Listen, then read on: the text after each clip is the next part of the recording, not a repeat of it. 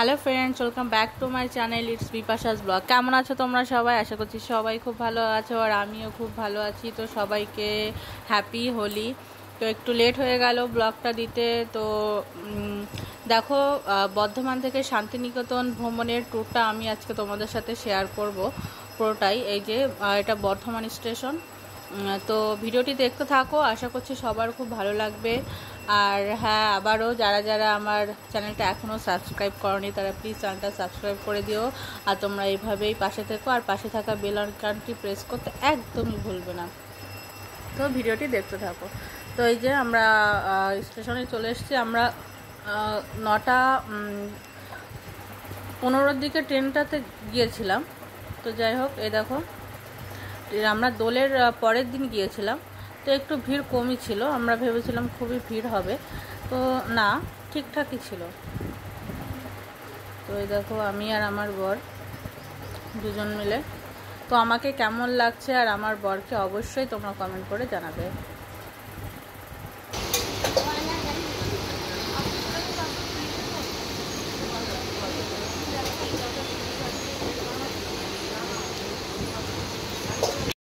তো দেখো, বর্ধমান থেকে যখন ট্রেনটা ছাড়লো, কিছুক্ষণ যাওয়ার পরে শুধু মাঠ আর মাঠ, দিগন্ত বিস্তৃত মাঠ, কোনো ঘর বাড়ি কিছুই দেখতে পাচ্ছিলাম না। এত প্রাকৃতিক দৃশ্য দেখতে খুব ভালোই লাগছিল। তো আমরা এটা উপভোগ করতে করতে যাচ্ছিলাম।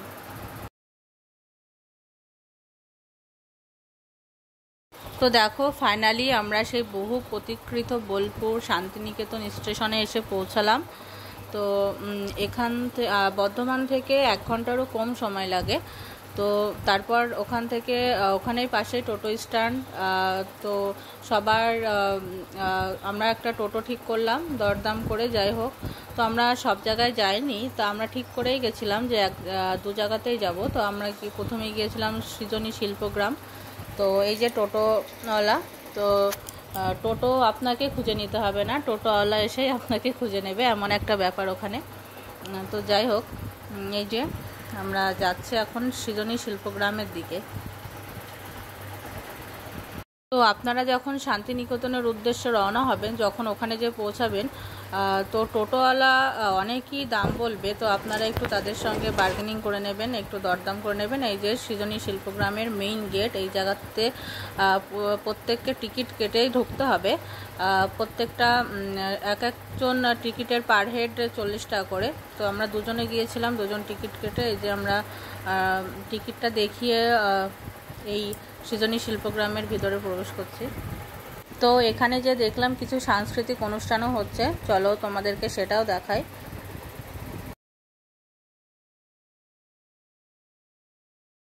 আকাশ ভরে সবাই ভালো থাকুন, সঙ্গে থাকুন চন্দ্রপুর এবং উচ্চারণের। আমার সামনে বিশিষ্ট মানুষজন বসে আছেন, ভালো লাগছে, তাদেরকেও আমি কবিতাটা শোনাতে পারলাম বিশেষত। তো তারপর আমরা গুটি গুটি পায়ে এগোতে থাকলাম। বেশ ভালো লাগছিল, পুরো প্রাকৃতিক জায়গা। আর এই যে এই শালুক ফুটেছে, কি এইটা দেখে তো আমি পুরো পাগলই হয়ে যাচ্ছিলাম। এখান থেকে অনেকগুলো ছবি ভিডিও যা হোক করলাম, একটু ছবি তুলে নিলাম।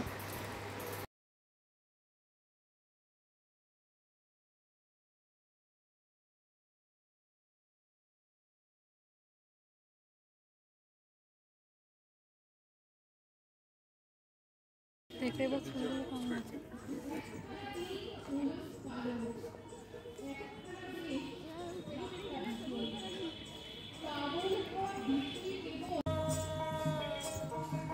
ইশারায় কইবি কথা কোটে মাঠে,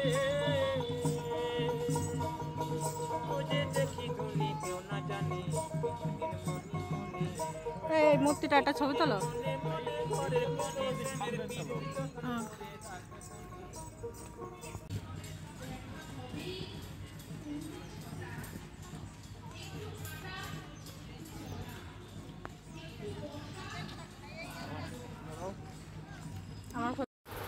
তো তারপর দেখো, এখানে এক একটা ঘরে আর কি অনেকটা এরিয়া জুড়ে, আই হোপ 26 বিঘা জমির ওপরে এই সৃজনী শিল্পগ্রামটা প্রতিষ্ঠিত।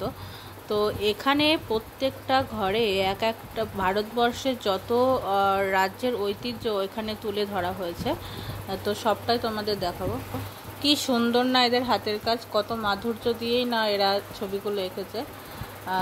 এত সুন্দর নকশা, সত্যি যেন চোখটা জড়িয়ে যাচ্ছিল। যাই হোক, দেখতে থাকো।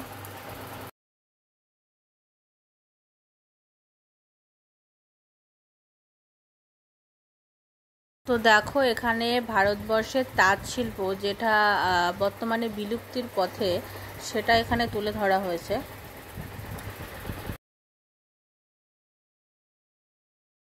তো তারপর বলি, এই সৃজনী শিল্পগ্রামে সবাই পসরা সাজিয়ে বসেছে। তো এখানে আসলে আপনারা অনেক কিছু জিনিস কিনতে পারবেন। এখানে জিনিসগুলো খুবই সুন্দর, দাম দর করে কিনলেই ভালো, যতটা আপনি কমাতে পারবেন ততটাই ভালো। তবে আমার মনে হয় এখানকার থেকে সোনাঝুরি হাটে দাম একটু কম হবে। তো এখান থেকে যদি আপনাদের ভালো লাগে তবে কিনবেন, তবে একটু বার্গেনিং করে কিনবেন, যতটা কমাতে পারবেন।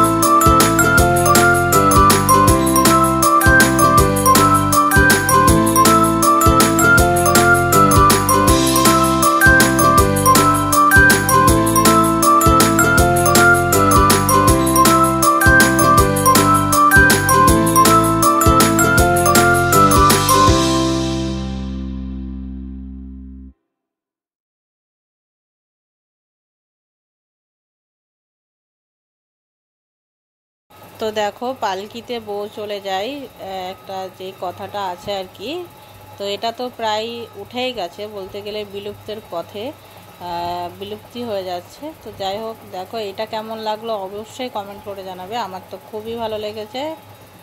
তো তারপর দেখো এইটা হচ্ছে যে পুতুল ঘর, এখানে যত পুতুলের পটচিত্র আর কি সেগুলো তুলে ধরা হয়েছে, পুতুলের যে ঘর আর কি। এখানে পুরুলিয়ার যে ছৌ নাচ বিখ্যাত, সেই মুখোশগুলো এখানে রয়েছে। তারপরে বিভিন্ন রকম মুখোশের ছবিও দেওয়া রয়েছে, খুব সুন্দর, তাই না এটাও?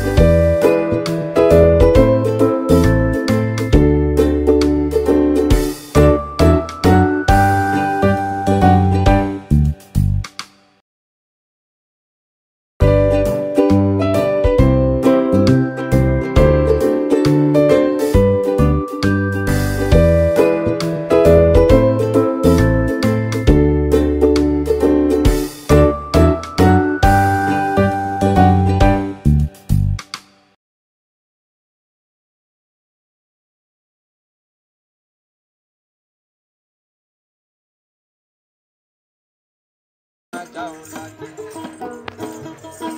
পাড়ার লোকে নাম রেখেছে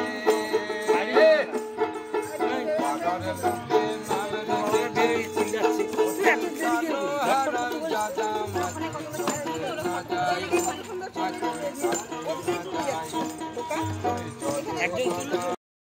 তো দেখো এখানে ঢেকিতে ধান ভাঙছে, আর এটা তো দেখাই যায় না আর কি। তারপরে রয়েছে ভাদু টুসু, যে ওখানে এই যে টুসু পৌষ মাসে যে টুসু পার্বণ খুব বিখ্যাত আর কি। তো আরও অনেক কিছু ছিল, অতটা ভিডিও করা হয়নি, যতটুকু পেরেছি ভিডিও করেছি। তারপর খুব গরম লেগে গেছিলো, একটু আখের রস খেয়ে নিলাম। তো নেক্সট ব্লগে আমি আবার দেব সোনাঝুরি হাটের ব্লগ। তো ততক্ষণ তোমরা সবাই ভালো থেকো, সুস্থ থেকো, আর এইভাবে আমার পাশে থেকো। আর যারা যারা এখন আমার চ্যানেলটা সাবস্ক্রাইব করেনি তারা প্লিজ চ্যানেলটা সাবস্ক্রাইব করে দিও। আজকের মতো টাটা, বাই।